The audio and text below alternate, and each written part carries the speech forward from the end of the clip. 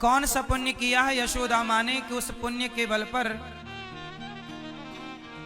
कृष्ण जैसा पुत्र पाया है। तो अब सुनो यशोदा माँ के पिछले जन्म की कथा।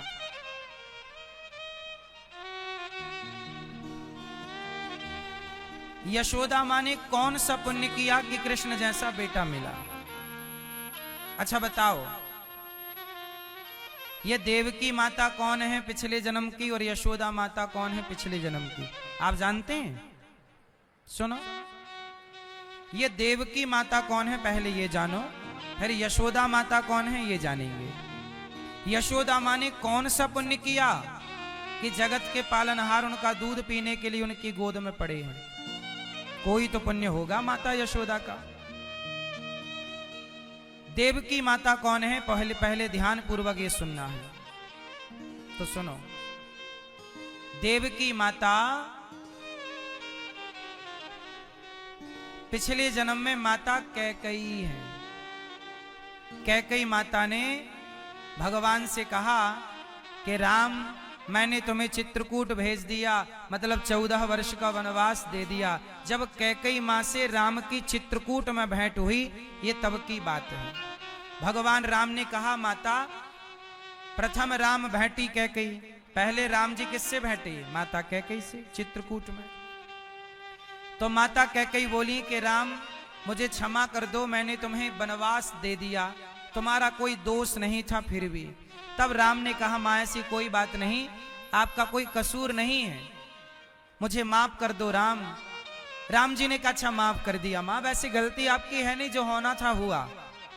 पर कैकेयी मानी नहीं, बोली मुझे माफ कर दो। राम बोले अच्छा माफ कर दिया। बताओ, कैकेयी माँ बोली कि मैं तब मानूंगी कि आपने मुझे माफ किया है जब आप अगले जन्म में मेरे पुत्र बन करके आओगे। तो राम बोले कि अच्छा ठीक है, परंतु मैं आपका बेटा बनकर तो आऊंगा, पर मैं आपका दूध नहीं पीऊंगा। वही कैकेयी माता देवकी माता बनी और भगवान ने जन्म तो लिया, प्रकट तो भय माता देवकी के द्वारा, पर दूध यशोदा माँ का पीने के लिए गोकुल चले गए। मथुरा से कहां चले गए? गोकुल। अब प्रश्न ये खड़ा हुआ कि दूध यशोदा का पिया, जन्म लिया देवकी माँ से, और दूध किसका पिया? यशोदा माँ का। अब प्रश्न ये खड़ा हुआ कि देवकी माँ का दूध क्यों पिया? पहले एक बात और समझ लेते हैं कि कैकेयी माँ ने 14 साल के लिए वनवास क्यों भेजा। 20 साल के लिए भी वनवास भेज सकती थी, 10 साल का भी वनवास दे सकती थी, 14 साल ही क्यों? तो इसके पीछे का कारण है कि कैकेयी माँ ये जानती थी कि जिस दिन राम का राज्य तिलक होने वाला था, दशरथ जी ने कहा राम को राजा बनाएंगे, जिस दिन राम का राज्य तिलक होने वाला था उस दिन से रावण की उम्र 14 वर्ष ही बाकी थी। कैकेयी माँ ये बात जान गई कि रावण की उम्र 14 साल बाकी है, और ये घटना इसके पहले की है। एक बार की बात है कि भगवान राम ने माता कैकेयी की आंखों को बंद कर लिया। राम ने जब आंखें मूंदी तो कैकेयी माँ ने कहा बेटा राम ये आंखें तुमने क्यों बंद कर ली? तो राम ने कहा कि माता मुझे कुछ वचन दो। क्या?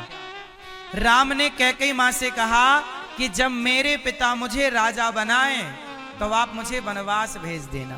कैकेयी माँ बेहोश होकर गिर पड़ी कि राम ये क्या कह रहे हो, मैं आपको वनवास क्यों भेजूंगी, आपका अपराध क्या है? राम बोले अपराध तो कुछ नहीं है माता, लेकिन समाज के कल्याण के लिए मुझे वनवास जाना जरूरी है। क्यों? तब राम जी ने बताया कि मुझे रावण को मारना है।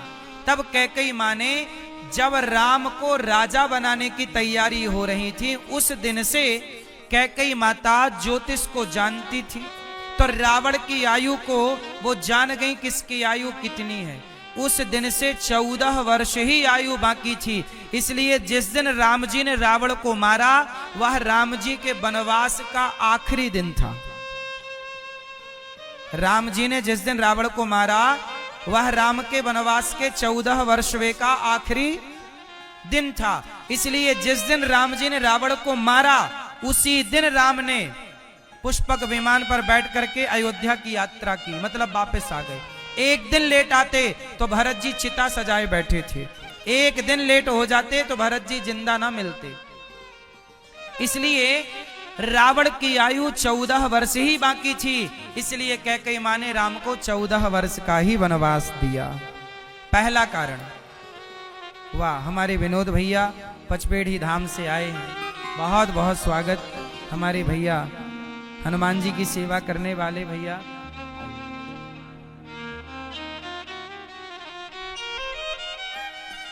तो राम जी की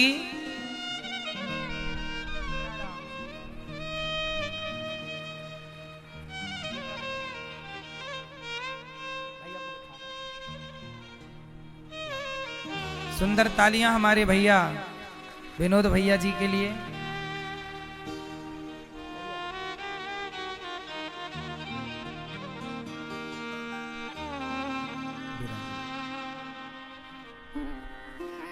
पचपेढ़ी मैं भी कुछ दिन वहां रहा और हनुमान जी की सेवा करने का मुझे भी सौभाग्य मिला।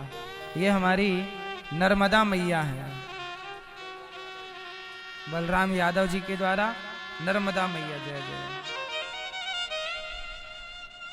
स्वागत, सब विराजे, सभी संत जन महापुरुष।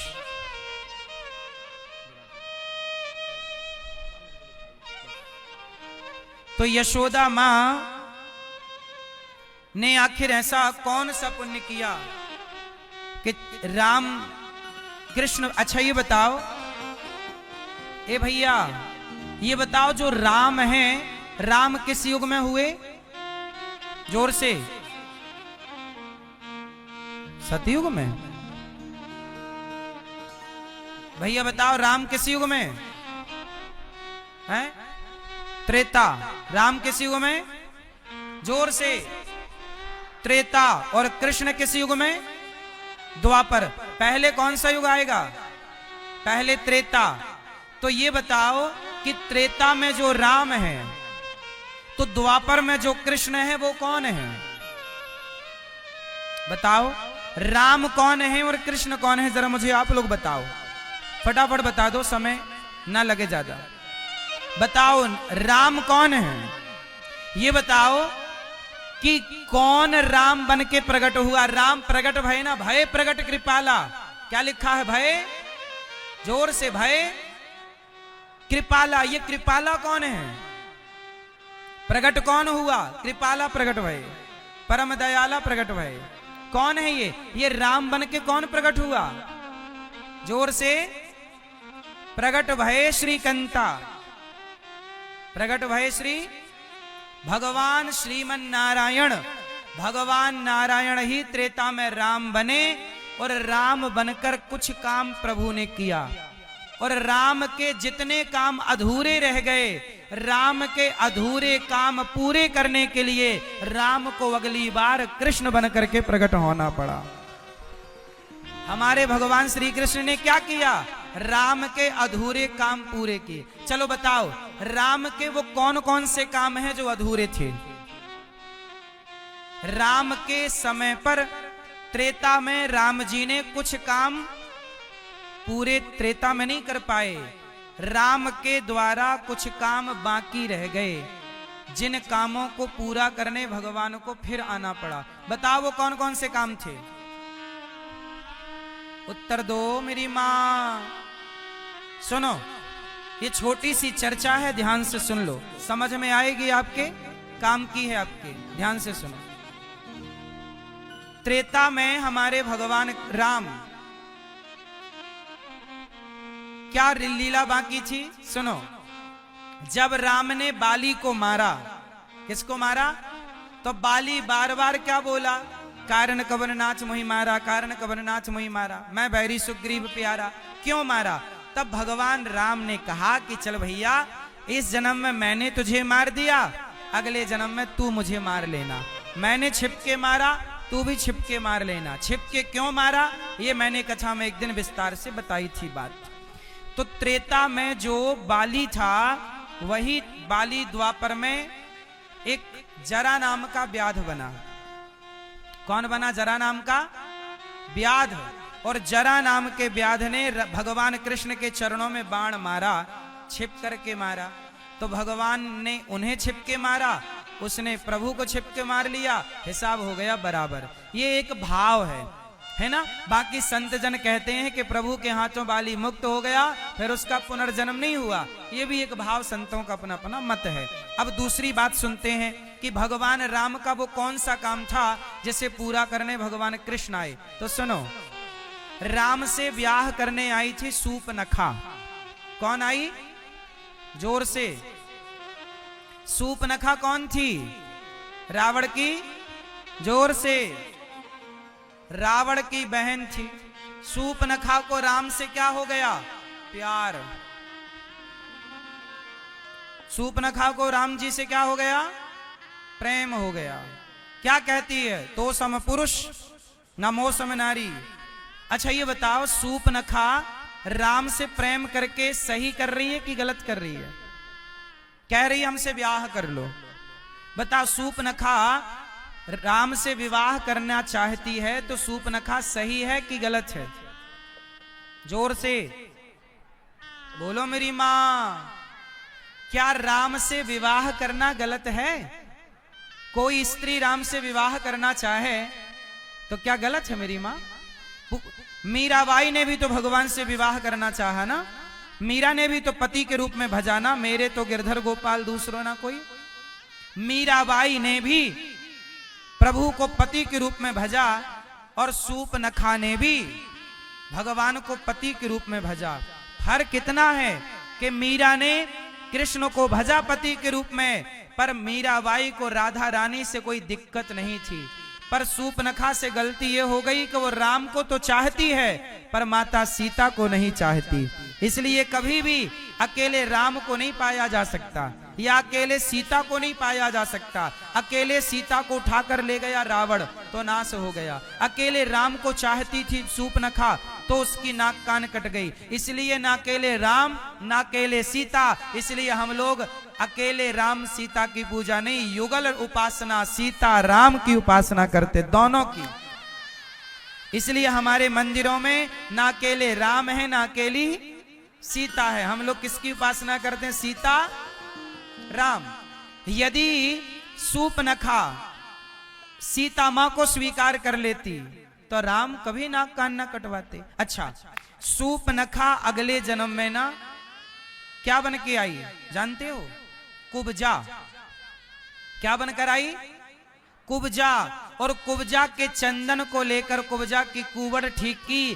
त्रेता के राम, त्रेता की सूपनखा द्वापर में कुब्जा बनी और त्रेता के राम द्वापर में कृष्ण बन करके कुब्जा से चंदन लेके उसकी कुबड़ ठीक करते हैं और कुब्जा को स्वीकार करते हैं। स्वीकार किया भगवान ने सूपनखा को, पर तब नहीं किया, अब किया, मतलब द्वापर में किया।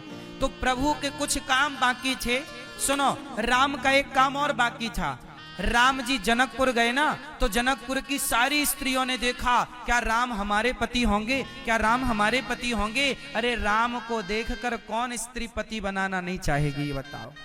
राम में सबका मन जाता है और बुराई क्या है इसमें? भगवान तो सबके पति हैं। क्यों, आपके पति कौन है? क्यों मैया, आपके पति कौन है? कौन? भोचूलाल? कौन? आपके पति कौन? तुम हो एक अगोचर सबके प्राण। अच्छा ये बताओ, भगवान तो सबके पति हैं। राम को देखकर जनकपुर की सखियां बोली कि क्या हमसे विवाह होगा? पर राम जी बोले नहीं, अभी नहीं हो सकता, मैं मर्यादा पुरुषोत्तम हूं, एक पत्नी का व्रत ले रखा है, लेकिन अगले जन्म में मैं कृष्ण बनकर आऊंगा और आप सब मेरी पत्नी बनकर के आना, मैं आपको तब स्वीकार करूंगा।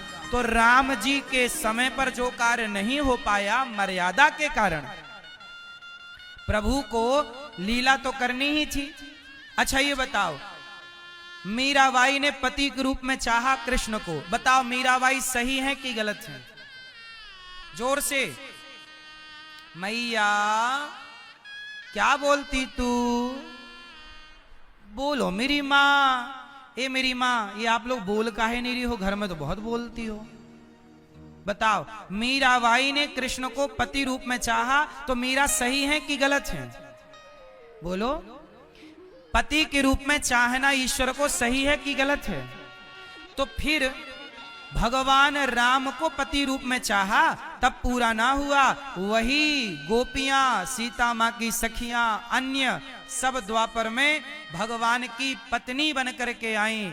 भौमासुर नाम के दैत्य ने अपहरण किया, फिर भौमासुर को मारा और भगवान ने 16,108 विवाह किए।